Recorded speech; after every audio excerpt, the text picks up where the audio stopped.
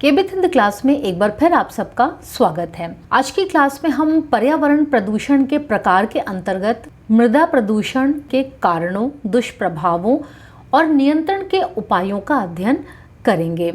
इसके पहले कि हम क्लास शुरू करें, मैं आपसे ये कहना चाहती हूँ, बहुत सारे व्यूवर्स ऐसे हैं जो मेरे चैनल को देख रहे हैं, मेरे वीडियोस को पसंद भी कर रहे हैं, लेकिन सब्सक्राइब नहीं कर रहे हैं। ऐसे सभी व्यूवर्स से मैं ये कहना चाहती हूँ, मेरे चैनल के वीडियोस अगर आपके लिए उपयोगी होते हैं और आप उन्हें देखना पसंद करते हैं तो मेरे चैनल को सब्सक्राइब ज़रूर करें, क्योंकि जब आप मेरे चैनल को सब्सक्राइब करते हैं, व्यू करते हैं या लाइक करते हैं तो मेरी हौसला अफजाई होती है। मैं आपके लिए इसी तरह के और अच्छे टॉपिक्स पर वीडियो लाती रहूं, इसलिए ज़रूरी है कि आप मेरा हौसला बनाए रखें और मेरे चैनल को सब्सक्राइब ज़रूर करें। तो शुरू करते हैं आज की क्लास। सबसे पहले हम मृदा प्रदूषण का अध्ययन करते हैं। मृदा प्रदूषण का अर्थ है मिट्टी या भूमि का प्रदूषित हो जाना। जब किन्हीं कारणों से मिट्टी की गुणवत्ता में गिरावट आती है यानी कमी आती है और मिट्टी अपनी प्राकृतिक उपजाऊ क्षमता को खो देती है, तो ये जो सिचुएशन होती है, ये जो अवस्था होती है, ये मृदा प्रदूषण कहलाती है। मृदा भूमि की वह ऊपरी सतह है जिसमें खनिज व अन्य पोषक तत्व मिले रहते हैं और इसी सतह पर खनिजों और पोषक तत्वों की सहायता से पेड़ पौधे उगते हैं। सभी जीव जंतु प्रत्यक्ष या परोक्ष रूप से भोजन के लिए मृदा पर निर्भर करते हैं। शाकाहारी जीव डायरेक्ट वे में यानी प्रत्यक्ष रूप से पेड़ पौधों को खाते हैं और मांसाहारी जीव उन शाकाहारी जीवों को खाकर इनडायरेक्ट वे में यानी परोक्ष रूप से मिट्टी पर निर्भर करते हैं। अब हम मृदा प्रदूषण के कारणों पर चर्चा करते हैं। सबसे पहला कारण है अम्ल वर्षा। वायु और जल के प्रदूषित होने के कारण मृदा अपने आप प्रदूषित हो जाती है, क्योंकि वायु प्रदूषण के कारण विभिन्न प्रकार की हानिकारक गैसें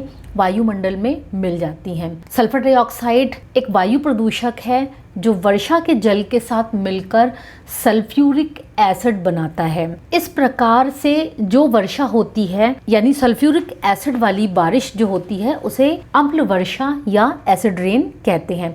इस प्रकार की जो अम्ल वर्षा होती है उसके कारण मृदा की अम्लीयता बढ़ जाती है, यानी मिट्टी जो होती है वो एसिडिक हो जाती है। ऐसी अम्लीय मिट्टी जो होती है वो अनुपजाऊ हो जाती है, यानी उसका उपजाऊपन समाप्त हो जाता है और कृषि की उत्पादकता कम हो जाती है। रासायनिक उर्वरकों तथा कीटनाशकों का प्रयोग, जैसे जैसे जनसंख्या बढ़ी वैसे वैसे जनसंख्या के लिए अधिक फसल उगाने की ज़रूरत पड़ी और अधिक फसल उगाने के लिए भूमि का उपजाऊ होना ज़रूरी है। तो भूमि के उपजाऊपन यानी उसकी उर्वरकता को बढ़ाए रखने और बनाए रखने के लिए रासायनिक उर्वरकों का उपयोग किया जाता है। साथ ही फसलों को विभिन्न प्रकार के कीड़ों से बचाने के लिए अनेक प्रकार के कीटनाशकों का छिड़काव किया जाता है। ये जो रासायनिक उर्वरक और रासायनिक कीटनाशक हैं, ये मृदा के साथ मिलकर हानिकारक प्रभाव उत्पन्न करते हैं, जिससे मृदा प्रदूषित होती है। इन कीटनाशकों के कारण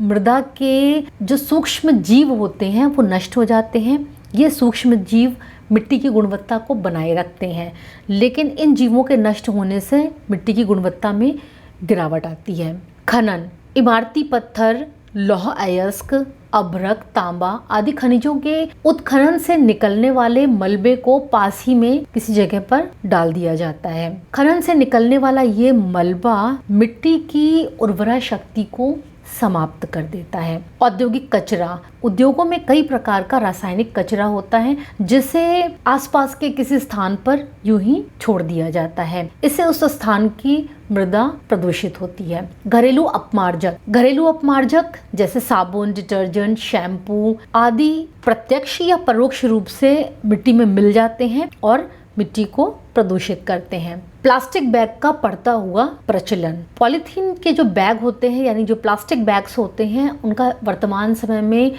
ये जो अत्यधिक प्रयोग किया जा रहा है, ये मृदा प्रदूषण का एक महत्वपूर्ण कारण है। ये जो प्लास्टिक बैग होते हैं वो सिंथेटिक पॉलीमर नामक इनमें एक पदार्थ पाया जाता है जो कि नॉन बायोडिग्रेडेबल होता है, यानी जैव निम्ननीय होता है। नॉन बायोडिग्रेडेबल का मतलब होता है कि ऐसे पदार्थ जिनका जीवों के द्वारा यानी जो अपघटक होते हैं उनके द्वारा विघटन पॉसिबल नहीं होता। तो नॉन बायोडिग्रेडेबल होने के कारण ये जो प्लास्टिक होता है इसका निस्तारण करना कठिन होता है और साथ ही ये हल्के होते हैं जिससे ये हवा से उड़कर एक स्थान से दूसरे स्थान पर जाकर बिखर जाते हैं और ये मिट्टी की उर्वरा शक्ति को कम करके उसे अनुपजाऊ बना देते हैं। अजैविक कचरा, वह कचरा जिसे जैविक प्रक्रिया के द्वारा नष्ट नहीं किया जा सकता, अजैविक कचरा कहलाता है। जैसे धातु, प्लास्टिक की थैलियाँ, बेकार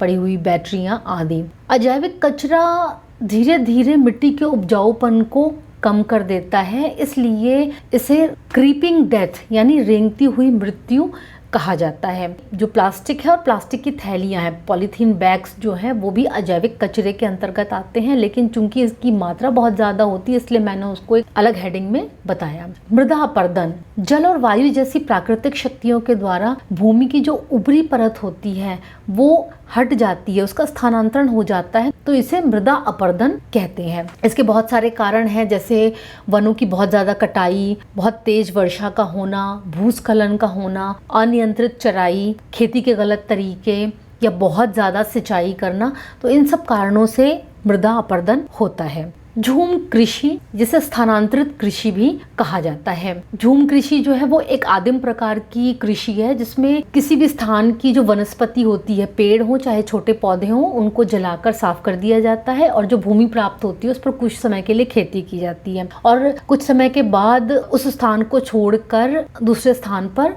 जाकर सेम इसी तरीके से खेती की जाती है। तो ये जो झूम की खेती होती है या स्थानांतरित खेती होती है, इसकी वजह से हर साल पूरे वर्ल्ड लेवल पर यानी विश्व स्तर पर काफी मात्रा में जमीन जो होती है वो बंजर हो जाती है, बेकार हो जाती है, यानी उस पर कोई दूसरी फसल नहीं उग पाती। परमाणु विकिरण, अगर किसी स्थान के वायुमंडल में विकिरण मौजूद है यानी रेडिएशन मौजूद है तो इसका अर्थ है कि वो मिट्टी में भी मौजूद है और ये जो रेडिएशन होता है यानी रेडियो एक्टिव पदार्थों से निकलने वाला जो रेडिएशन होता है ये मिट्टी को बंजर और विषैला बना देता है। आइए अब हम देख लेते हैं कि मृदा प्रदूषण के क्या प्रभाव होते हैं या उनसे क्या हानियां होती हैं। सबसे पहली हानि तो यह है कि मृदा प्रदूषण के कारण मिट्टी की जो गुणवत्ता होती है उसमें कमी आती है, मिट्टी का उपजाऊपन या तो कम हो जाता है या समाप्त हो जाता है। कृषि उत्पादन में भारी मात्रा में कमी होती है क्योंकि जब मिट्टी का उपजाऊपन समाप्त हो जाएगा तो जाहिर सी बात है जो भी फसल उगाएंगे उसकी मात्रा उतनी नहीं होगी जितनी की उपजाऊ मिट्टी में होती। कृषि उत्पादन में कमी होने से खाद्यान्न संकट उत्पन्न हो जाता है। दूषित भूमि से जो भी फल, सब्जियां या फसल उगाई जाती है उसको खाने से अनेक बीमारियां हो जाती हैं। प्रदूषित मिट्टी में पेड़ पौधे जीवित नहीं रह पाते जिससे जीव जंतुओं के लिए भोजन की कमी हो जाती है। मिट्टी जो होती है वो बंजर भूमि में बदल जाती है। मृदा प्रदूषण के कारण उस स्थान का पूरा लाइफ साइकिल होता है यानी जीवन चक्र होता है वो प्रभावित होता है क्योंकि पेड़ पौधे नहीं उगते। पेड़ पौधे अगर नहीं उगते तो शाकाहारी जीव है उन पर प्रभाव पड़ता है, शाकाहारी जीवों पर प्रभाव पड़ता है तो मांसाहारी जीवों पर भी प्रभाव पड़ता है। तो ये जो साइकिल होता है, जीवन चक्र होता है वो प्रभावित होता है मृदा प्रदूषण के कारण। रासायनिक उर्वरकों एवं जैवनाशी रसायनों के कारण पारिस्थितिकी तंत्र में या जो इकोलॉजी सिस्टम है उसमें असंतुलन उत्पन्न हो जाता है। मृदा प्रदूषण द्वारा विषाक्त रसायन खाद्य श्रृंखला में प्रवेश कर जाते हैं और प्राणियों की आंतरिक शारीरिक प्रणाली को हानि पहुंचाते हैं। मृदा प्रदूषण से होने वाली हानियों को जानने के बाद अब ये जानना भी जरूरी है मृदा प्रदूषण को नियंत्रित कैसे किया जा सकता है। जैसा कि मैंने आपको बताया कि जल और वायु प्रदूषण होने के कारण मृदा डेफिनेटली प्रदूषित होती है, तो ऐसे में ज़रूरी है कि जल और वायु दोनों प्रकार के प्रदूषण पर कंट्रोल किया जाए, नियंत्रण किया जाए, तो मृदा प्रदूषण अपने आप नियंत्रित होगा। रासायनिक उर्वरकों के स्थान पर परंपरागत उर्वरकों का प्रयोग किया जाए जैसे गोबर की खाद। जीवनाशी रसायन यानी जो कीटनाशक होते हैं या खरपतवार को समाप्त करने के लिए रसायनों का प्रयोग किया जाता है उनका परिसीमन किया जाए यानी उनका लिमिटेड इस्तेमाल किया जाए। इसके अलावा खनन पर रोक लगाई जाए। औद्योगिक और घरेलू कचरे और साथ ही साथ जो घरेलू अपमार्जक हैं उनका उचित प्रकार से प्रबंधन किया जाए, उसका जो निपटान होता है उसको सही तरीके से प्रबंधन किया जाए। पॉलीथीन बैग पर प्रतिबंध लगाया जाए। अजैविक कचरे का जहां तक संभव हो उसकी रिसाइकलिंग की जाए। पशुओं की अनियंत्रित चराई पर रोक लगाई जाए। वनों के काटने पर प्रतिबंध हो। ज़्यादा से ज़्यादा वृक्षारोपण किया जाए। झूम कृषि पर प्रतिबंध लगाया जाए। मृदा के पोषक तत्वों को बनाए रखने के लिए मृदा संरक्षण प्रणालियों का प्रयोग किया जाए, यानी वो टेक्निक्स जिनके द्वारा मिट्टी के पोषक तत्वों को बचाए रखा जा सके, बनाए रखा जा सके। मृदा अपरदन के सभी उपायों को अपनाया जाए, जैसे पहाड़ों पर सीढ़ीदार खेत बनाना, इसके अलावा फसल चक्र अपनाना, यानी बदल बदल कर फसलें उगाना, खेतों में जल निकास की उचित व्यवस्था, बाढ़ नियंत्रण की उचित योजना को अपनाना आदि। आज की क्लास में हमने मृदा प्रदूषण और कारण, इससे होने वाली हानियाँ और इन्हें नियंत्रित करने के उपायों का अध्ययन किया। आज की क्लास आपको कैसी लगी? अगर ये क्लास पसंद आई तो मेरे चैनल को सब्सक्राइब कीजिए, लाइक कीजिए और शेयर कीजिए। धन्यवाद।